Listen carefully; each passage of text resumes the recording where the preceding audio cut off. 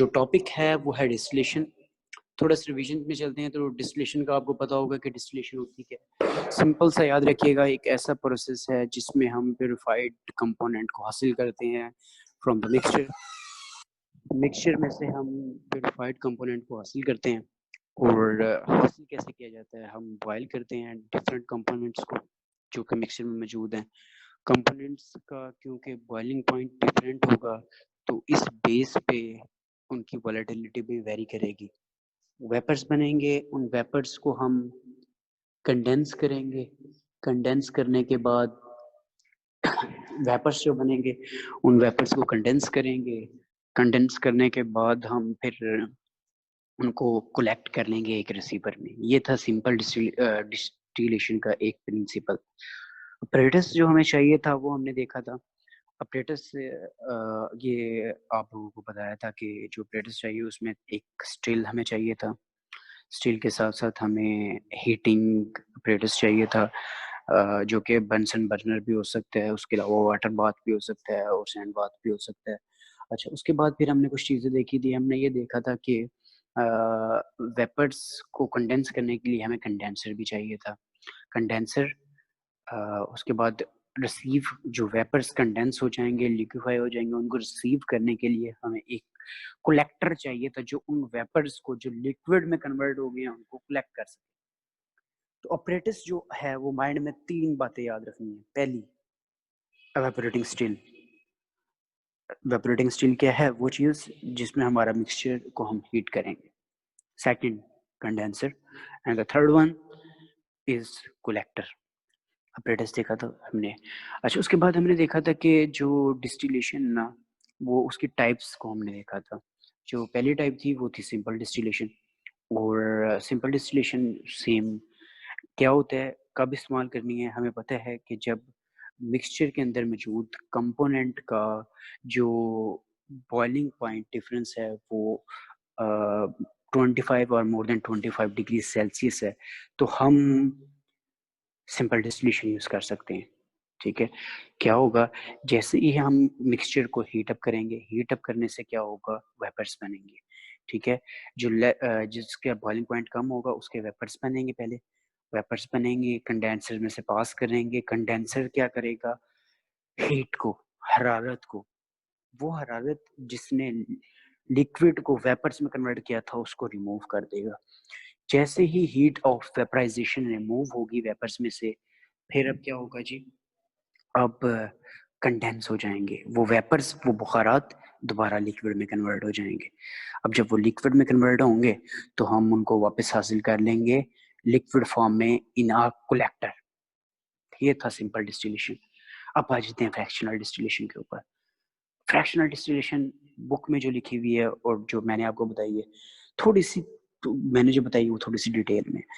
आपने क्या याद रखना है, आपने याद रखना है कि जो फ्रैक्शनल डिस्टिलेशन है ना, वो कब इस्तेमाल करनी है। ये माइंड क्वेश्चन है कि फ्रैक्शनल डिस्टिलेशन कब इस्तेमाल होगी। पहली बात, कब इस्तेमाल होगी, जब आप देखें कि आपके पास जो मिक्सचर है उसमें जो कंपोनेंट्स मौजूद हैं, उन कंपोनेंट्स का जो बॉइलिंग पॉइंट डिफरेंस है, मतलब जो कंपोनेंट है अलग अलग, उनका जो बॉइलिंग पॉइंट है वो एक दूसरे से ज्यादा मुख्तलिफ नहीं है, सेम बॉइलिंग पॉइंट रेंज है।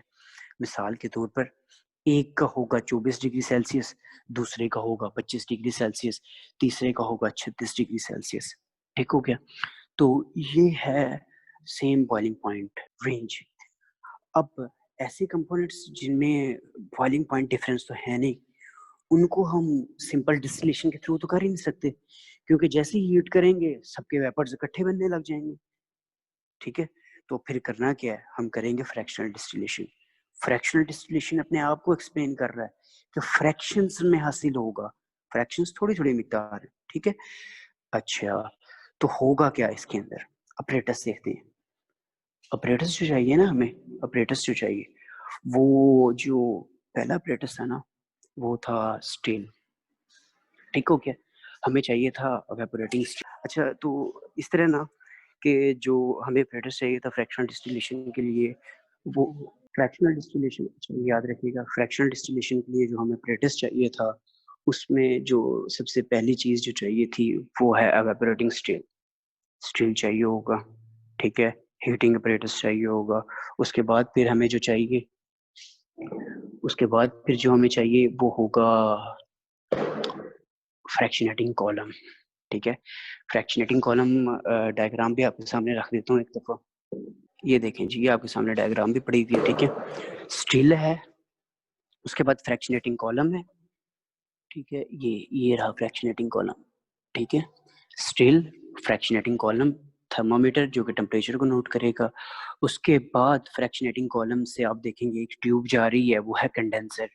वही काम करेगी, हीट ऑफ वेपराइजेशन को रिमूव करेगी, लिक्विड में कन्वर्ट करेगी, और एट द एंड हम उसको कलेक्टर में हासिल कर लेंगे। अब होता क्या है, अब इसमें होगा क्या कि जो मिक्सचर थे वो सारे जैसे ही टेम्परेचर मिलेगा वेपर्स बनने लगेंगे, जिसमें डिफरेंट कंपोनेंट्स के वेपर्स होंगे, ऊपर मूव करेंगे, एवेपोरेट होंगे, ऊपर मूव करेंगे, फ्रैक्शनेटिंग कॉलम में जाएंगे। फ्रैक्शनेटिंग कॉलम में डिफरेंट ट्रेज लगी हुई है, ठीक है। अब जैसे ही वो अपवर्ड मूव करेंगे, ट्रे में जाएंगे, वहां पे अच्छा फ्रैक्शनेटिंग कॉलम में याद रखिएगा जो टेम्परेचर है ना वो नीचे की तरफ ज्यादा होता है, क्योंकि वेपर्स आते हैं, हीट ज्यादा मिलती है, नीचे की तरफ टेम्परेचर ज्यादा होता है, और जैसे जैसे हाइट पे जाते हैं टेम्परेचर भी कम होता जाता है, ठीक है। तो अब क्या होगा जी, जो वेपर्स बन रहे हैं वो वेपर्स जाएंगे ट्रे में, पहली ट्रे में जाएंगे, सरफेस के साथ अटैच होंगे, ठीक है। जब सरफेस के साथ अटैच होंगे, जब सरफेस के साथ वो अटैच होंगे तो फिर क्या होगा कि सारे लिक्विड में कन्वर्ट हो जाएंगे। पीछे से हीट दोबारा आएगी, ठीक है। हीट कौन सी आएगी दोबारा, क्योंकि कॉन्टिन्यूस वेपर्स बन रहे हैं, लगातार वेपर्स बन रहे हैं, वो वेपर्स दोबारा आएंगे।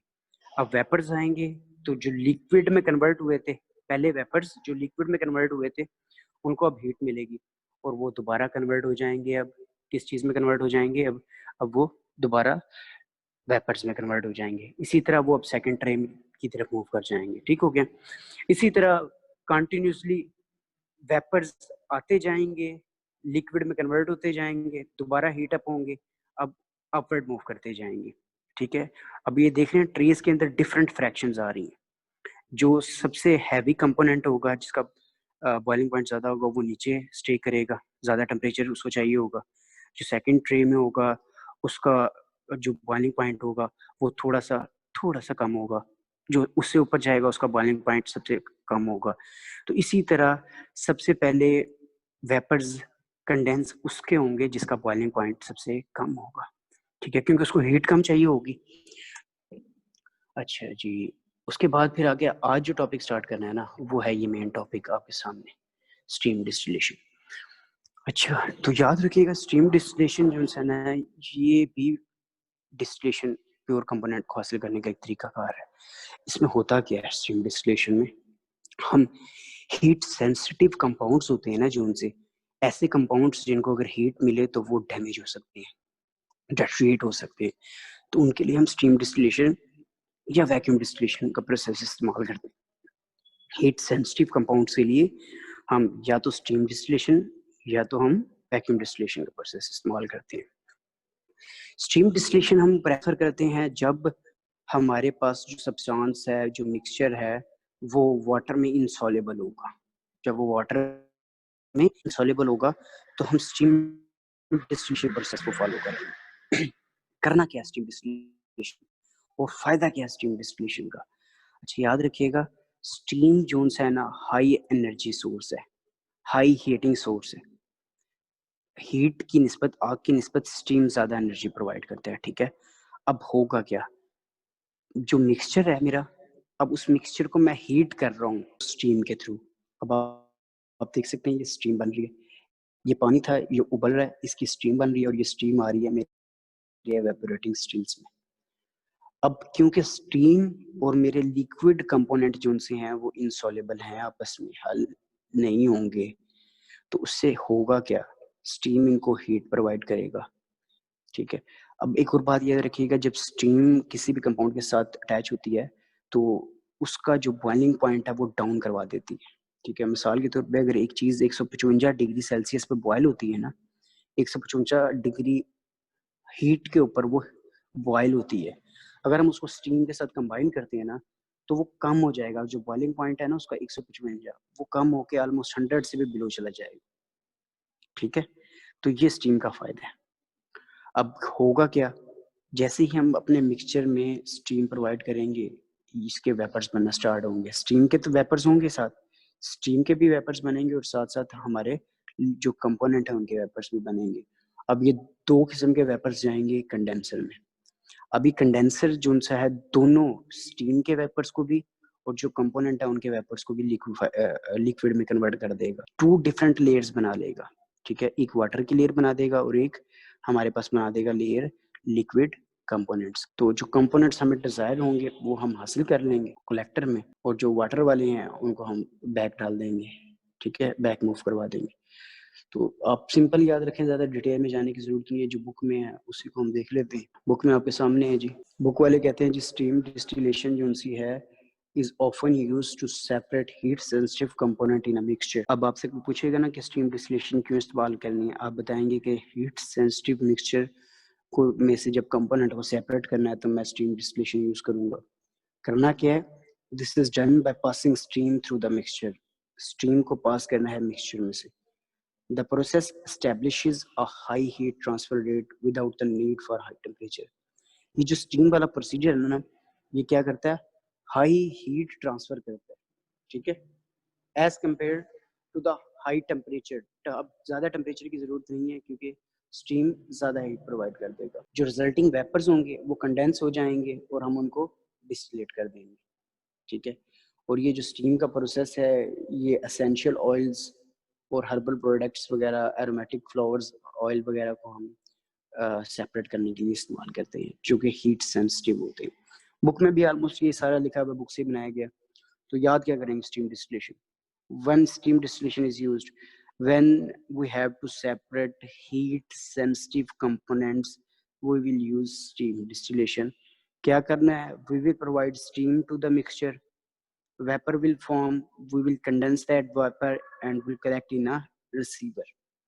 अब बीच की कहानी आपको मैंने बताई कि जो स्टीम है वो क्या करती है, जब भी किसी चीज के साथ कंबाइन होगी तो उस कंपोनेंट का जो बॉइलिंग पॉइंट होगा उसको डाउन करवा देती। बॉइलिंग पॉइंट डाउन हो जाएगा तो अब एक चीज जो अपने बॉइलिंग पॉइंट पे पहुंचने के करीब वेपर्स बनने थे, एक चीज जो 140 के ऊपर वेपर्स बनाती थी, अब वो 70-80 के ऊपर वेपर्स बनाने लग जाएगी।